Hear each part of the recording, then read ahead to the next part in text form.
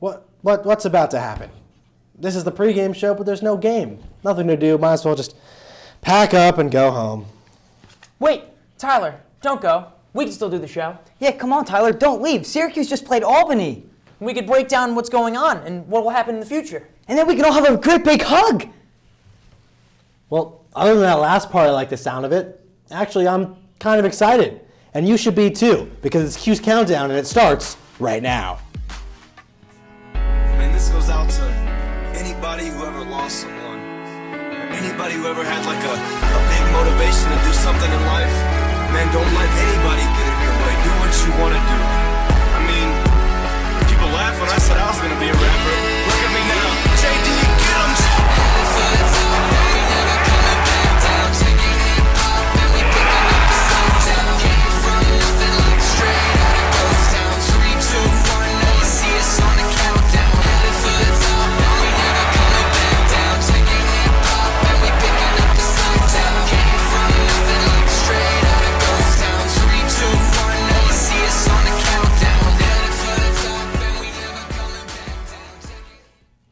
Welcome inside the Citrus TV Bluedios, where it's time for your highlight of your week, Cuse Countdown. I'm your host, Tyler Cass, and these are your analysts, Danny Cuneo and Matt Ryle. Guys, it's a bye week. That means you guys get a chance to rest and lick your wounds. How are you going to spend your break?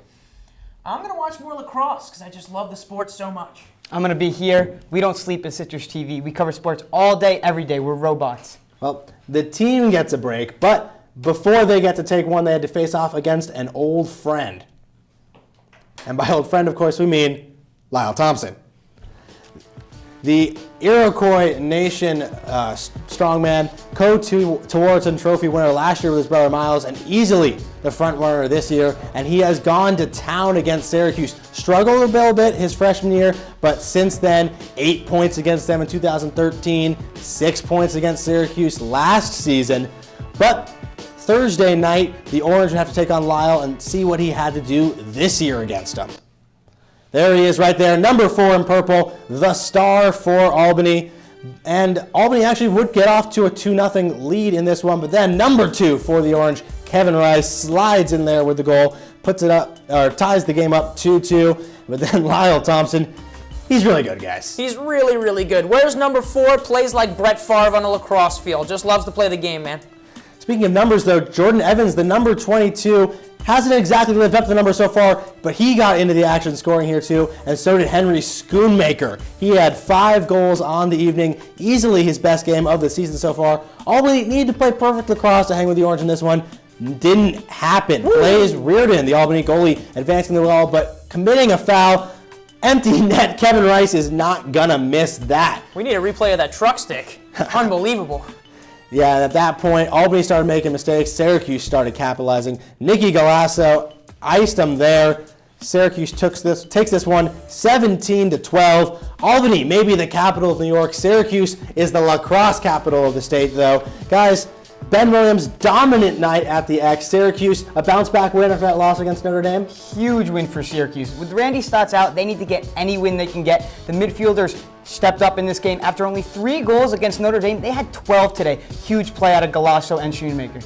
Gotta say, when a guy like Henry Schoonmaker can score 5 goals and he's not even one of your top 3 options, it's always good to see. It's always encouraging for that Syracuse offense. Yeah. Well, of course, it's not just playing against the Thompsons. Syracuse has a long history with the Iroquois Nation. Citrus TV's Bailey Lipschultz has more. From the Iroquois Nation, Warren Hill.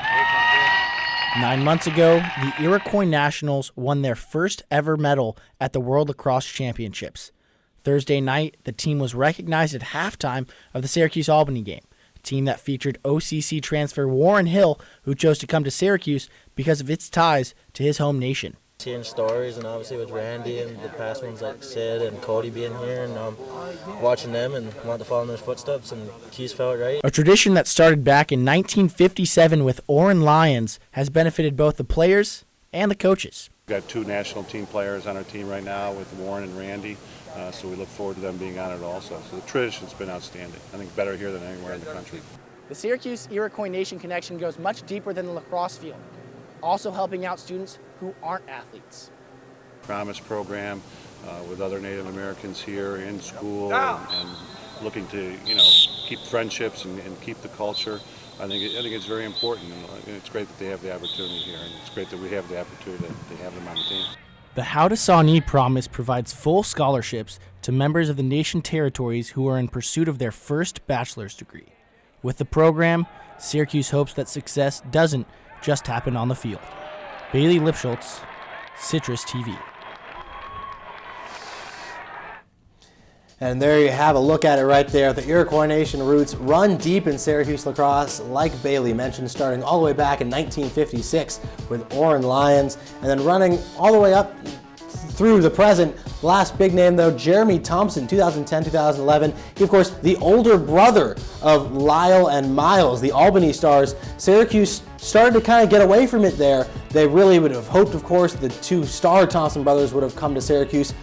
They said that Syracuse didn't really recruit them that much, so they went away to Albany, but still, the Iroquois Nation really strong throughout in the Syracuse program. Well, it's time for us to take a break, but when we come back, we're going to take you to school, and then I'm going to quote some song lyrics, so stick around.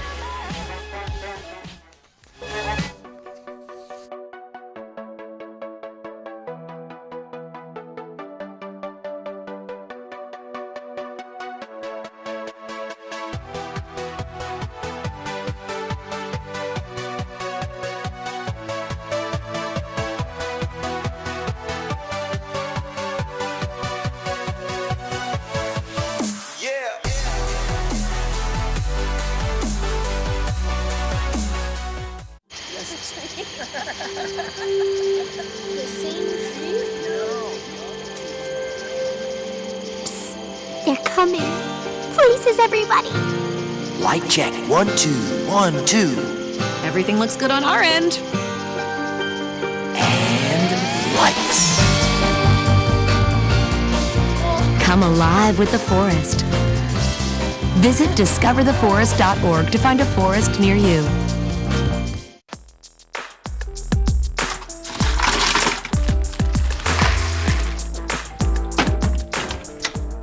Thank you.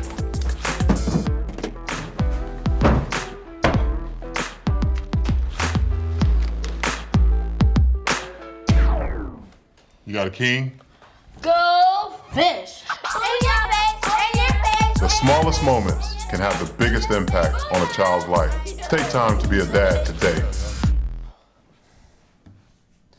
Well, welcome back to Cuse Countdown. It's the NCAA, so we all know that in the student athlete, the student comes first. I'm Professor Cass, and it's time to take the Syracuse lacrosse team to school.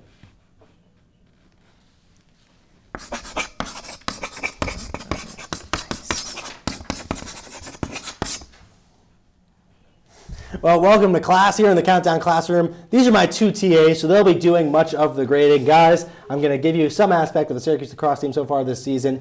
You tell me exactly how they've been doing. All right, we're going to start with you, Danny. What grade would you give the offense so far? I think you got to give the offense an A+. They've been tremendous this year. Dylan Donahue, Kevin Rice, both in the top 30 in scoring in the country, and doing it without Randy Stotts. I think that you have to give them bonus points, actually, maybe an A++. But Syracuse's offense has been lights out. I completely agree with you. They've been phenomenal this year, but I'm going to give them an A-. Donahue's probably having the best year of his, college career. Rice is up to his usual tricks, and they're getting contributions from everywhere. Galasso scoring, Schoonmaker scoring. They put up 19 goals against Duke, 17 against Albany without Stotts. But there's always room for improvement. Jordan Evans could start scoring a little bit more. There's always room for improvement, and, that's why I give him an A-. All right, moving on to the defensive side of the ball now. Matt, we're going to start with you. What grade would you give the defense? I'm going to go lower than most people would think here. I got to go with a B-. They haven't been awful this year. They're not in the top 10, which is, sad because they have Ben Williams at the faceoff, and he wins over 70% of his faceoffs. When the offense has the ball that much, you have the very little time you're actually defending, you have got to defend well. 12 goals against Albany when Albany only won 5 faceoffs, that's just not good enough to me. I gave them a B-. They could improve. They're not as impressive as the offense, but they're pretty impressive themselves. I'm going to give them an A-. Incredibly good in the first half. They've given up 25 first half goals this season. That's unbelievable. And you counter that with their offense in play. It's really hard to beat this Orange team when you have the defense stopping you early and the offense going on all cylinders. All right, now moving on to the head man at the top there.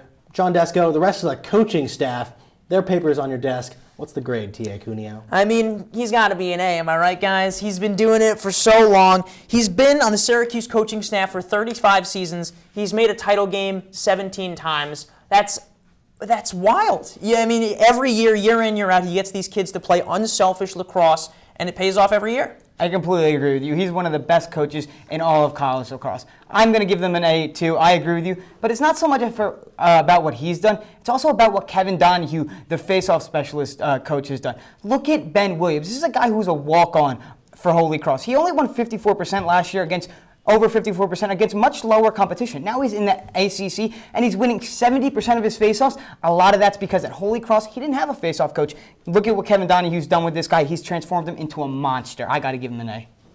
All right, well, most of the Syracuse lacrosse team, they've been passing things. They're smart, but who's the smartest guy out there, head of the class? It's got to be Ben Williams. This is the one guy I think that they cannot lose if they want any chance of winning the championship. He's one, as I mentioned before, 70% of faceoffs.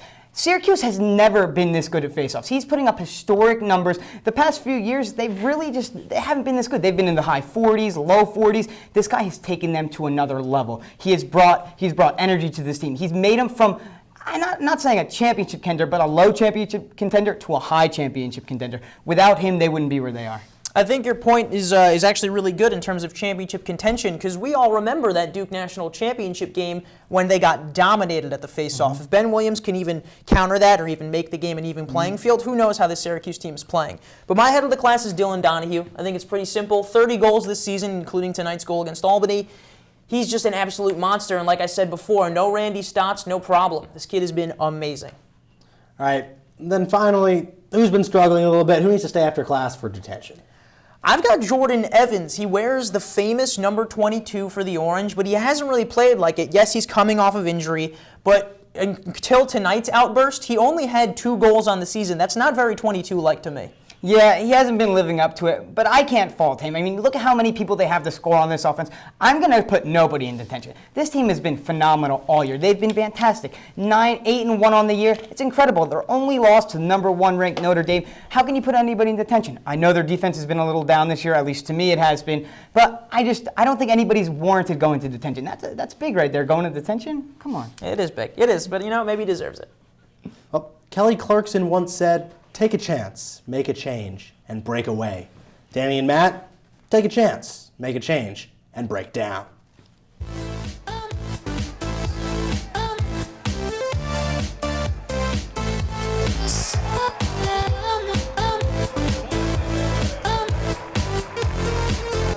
We're going to take a look at some plays right now. A lot of positives for Syracuse from the first half of the season, but they weren't perfect. Now let's take a look at the Notre Dame game to take a look at something that they can maybe improve on. So here's the clip right here. Ben Williams, the ball's going to come out here, the scuffle for it right off the face-off, and the Notre Dame player is going to win it. So let's rewind it back and see exactly how the Notre Dame player got the ball. So as I said, nice easy face-off for Ben Williams here. He's fighting, the ball's going around. He's going to come out here. Now there's going to be a scuffle for it. Stop it here. Look at the 2 Syracuse players. They're just ball watching. They're not boxing out their men, and that gives their men open lanes to the ball. A lot of trouble there for them. Now we'll stop it right here. Look at the 3 midfielders. They're raking at the ball. They're trying to pull it towards them. It's the one thing your coaches tell you not to do. They always tell you to go from underneath and scoop the ball. All 3 Syracuse midfielders are not doing that, and that leads Notre Dame to win the ball right there, and he's off to the races. Syracuse has got to do a better job of shoring up those fundamental mistakes off the faceoffs. Ben Williams, he doesn't lose a lot of those faceoffs cleanly. So there's going to be a lot of balls like that, and they have to win a lot of those, because if they don't, you saw in the Notre Dame game, ultimately it led to their loss, and if they don't shore those things up, they're going to lose. Hey, well, you know what? Fundamentally on defense, they might not be so sound or even at the face-off, but on offense, they're doing all the right things. And if we could roll the clip here, we'll show you how their talent and the penetration of their offense is going to get them goals. Here we have Nick Galasso, and we have, look at that, number 88, not supposed to be on Galasso. He's supposed to be on Dylan Donahue. The matchup that we get is Donahue on a short stick because Galasso was able to pull in that defender, and now we have Donahue, and we can usually just enjoy the rest of this clip. Yada, yada, yada. Here we go, all the way, and money. So when you have talented guys like Nicky Galasso able to penetrate the defense and pull in defenders, with the continuous passing, you get Donahue on a short stick mid, and it's a free goal. 100% agree with you. A lot of positive for the Syracuse offense this year. That's it from us. Back to you, Tyler. Well, that was fun, but Matt has to take a minute to catch his breath, and Danny has a clause in his contract that mandates a break every 5 minutes. So stick around, CC back in 90. Wow, these are really good. You act surprised.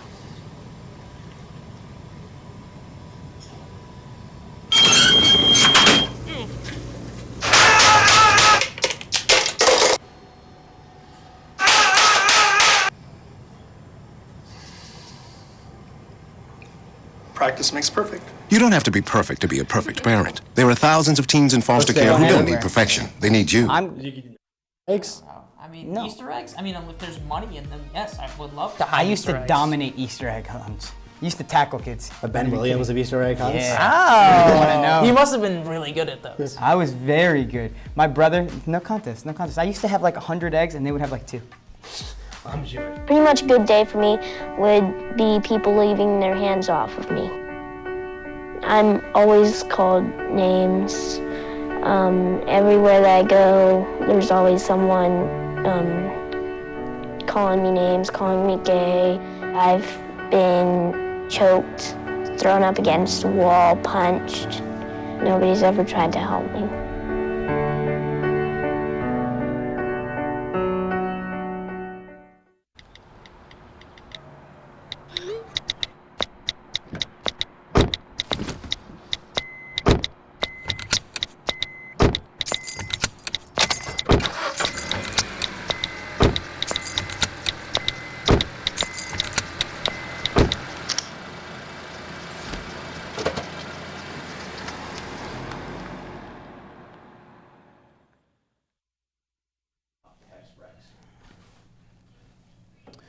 Welcome back to Cuse Countdown. Time to take a look around the nation. Syracuse, of course, after losing to Notre Dame, dropped down to the number 2 spot. They're joined in the top 10, though, by every other ACC program. Notre Dame at number 1. Maryland not in the ACC anymore. But then Virginia, North Carolina, and Duke going 7, 8, 9 ACC domination. And then Albany, who Syracuse just beat today, rounding out the top 10. Moving to that ACC, though, like we said, dominant, all in the top 10. Syracuse actually, due to that loss against Notre Dame, 3rd in the ACC because it, of course, goes by conference schedule. Definitely. So, surprised Virginia and Duke have gotten off to such a slow start. 0-2 in the ACC, not like them. Of course, the ACC is the best conference in the land for lacrosse. The best conference in the land, though, for analysts is right here on Cuse Countdown. Let's take a look at our analyst rankings. The two guys on the show right now, Danny especially struggling back there, 23-7. Matt's at 28-7. I guess Danny just hasn't even gotten his picks in some week, guys. And of course, everyone trailing the big man Seth Quam at 29-6. But they'll try to catch up this week. Let's see how Danny and Matt pick this week. Thank you, Tyler. Welcome into Around the Nation, where we make our best guess at the lacrosse games this weekend. How you feeling about these games? I think they're great. They're a fantastic set of games we have, especially in the ACC. I agree. There are some great ACC games, and we're going to jump right into the ACC. We have UNC and UVA in our first matchup of the weekend. I personally have the Tar Heels. 149 goals this season, that leads the country. Jimmy Bitter, Joey Sankey, Luke Goldstock, 3 guys in the top 8 in points. I got the Tar Heels firepower. I got to go with Virginia here. Virginia has traditionally played North Carolina very well. They have 50 wins against the Tar Heels in their program's history. That's the most they have against any team. And not to mention, you mentioned the Tar Heels offense being good, but Virginia's is very balanced. 5 of their 6 starting offensive players have over 30 points this year. That's incredible. I got to go with the Cavaliers. Our next game, Cornell versus Harvard. I got to go with the Big Red. The Big Red are a very solid team. Not to mention Harvard, they're reeling right now. They've lost 4 straight, including 3 against ranked teams. And Cornell's midfield is incredible. It's anchored by Tuaraton, watchlist candidate, Connor Busek. He's extremely good in the midfield. And this team's just very good. I got to go with them. I'm going to channel my inner Ryan Fitzpatrick and pick the Crimson. They're 4-5 on the season. You're right. They have been slow. They haven't been playing very well. But they held it within 5 at Chapel Hill against North Carolina, and they lost by 3 to Albany. I think they're due for a big-time win, and I think it comes against Cornell. Third game, we've got another great ACC matchup, Notre Dame and Duke, two elite basketball schools, also pretty good at lacrosse. I personally have the Duke Blue Devils. Miles Jones and Justin Gutterding combined 90 points. Gutterding's a freshman. I think those two guys are way too much for the Notre Dame Fighting Irish. Duke's got a great offense, but have you seen Notre Dame's defense? You saw that game against Syracuse. They stifled arguably the best offense in the country for virtually 3 quarters. Not to mention the previous week, they shut out Ohio State. You just don't shut out Ohio State. Ohio State hadn't been shut out since 1999. I got to go with Notre Dame here. They're the easy pick here. Moving on, speaking of Ohio State, our last game, Ohio State versus Johns Hopkins. I got to go with Johns Hopkins here. I think they're not the safest pick, but they may be 4-5 on the year, but 3 of their 5 losses have been to teams who are in the top 7. UVA, we know they lost to Syracuse, and then you lost to UNC there. But those teams are extremely good, and they only lost to those games by a combined 6 goals. So they've played against the better teams very well this year. I think they finally get over the hump, and I think they win. I'm going to go with Ohio State in this matchup. Why? Goalie Tom Carey. Tom Carey's been fantastic. He's got 100 saves on the season. That's in the top 20 in the nation. 2 of his last 3 games, he's had double-digit saves, and I think the goaltending of Ohio State gets them to where they want to be, which is a W. So that's all we have for Around the Nation. Hopefully our picks work out, but if they don't, we'll get them next time. Tyler, back to you. Well, I know what you're thinking. This has all been so much fun. How can they possibly top that? Well, you're going to find out in 60 seconds.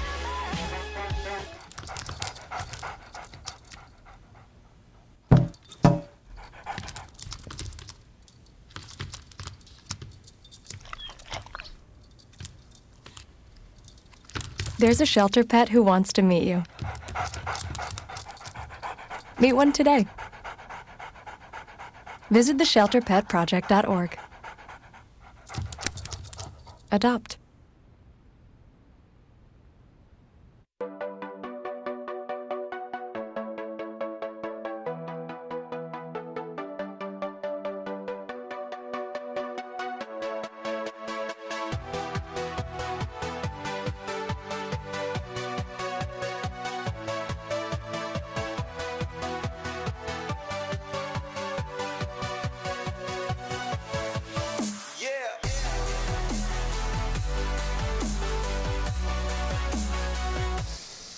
Welcome back to Citrus TV. It's almost our time here on Cuse Countdown, but that doesn't mean that the coverage stops. You can follow us online at sportsblog.citrustv.net for all your pregame, during game, and postgame needs, or on Twitter. Follow the show at Cuse Countdown, or follow the station at Citrus TV Sports. They live tweet every single Syracuse lacrosse game, so if you can't find a way to watch it, just watch it on Twitter.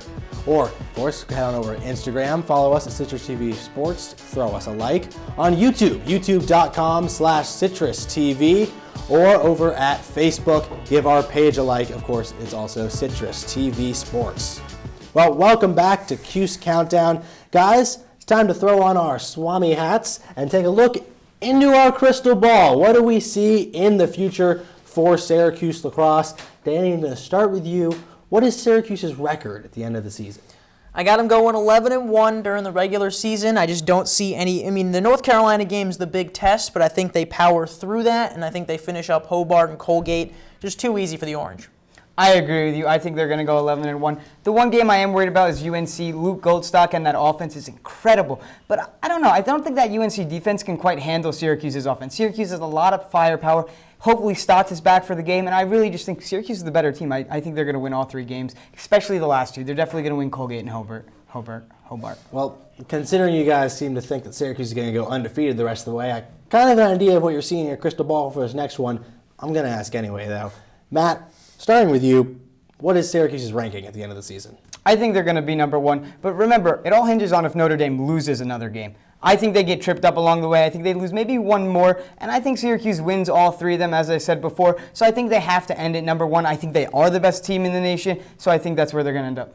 I agree. I picked Duke to beat Notre Dame this weekend in the Around the Nation. So that means Syracuse would move up to number 1. If they win out, number 1 it is. A lot of agreement so far. We're going to have to check We're this. Good friends. I think you got to check this crystal ball you're looking into. It's all coming up with the same stuff. Might be a little too cloudy, maybe. I don't know. We'll find out in this next one, though. look deep into that crystal ball. Really take your time. Tell me, what do you see, Danny? How far does Syracuse go in the ACC tournament? I've got them winning it. They're a very talented bunch. They're a deep roster, and I do not see them losing in the ACC tournament. I just think that it's theirs to lose. I'm going to agree with you again. It's becoming Look at this. a problem here, but I have them winning, and I have them winning against Notre Dame. I think they'll win versus Notre Dame. I don't think there's any question about that, and I don't think they're going to lose to that team 3 straight times. You remember they lost in last year's ACC title game.